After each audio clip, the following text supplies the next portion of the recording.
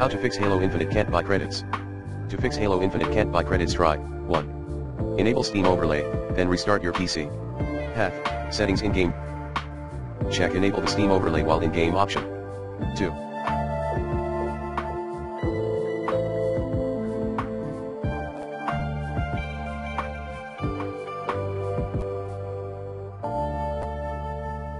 Access Xbox Marketplace, not Microsoft Store, to buy Halo Infinite credits. 3.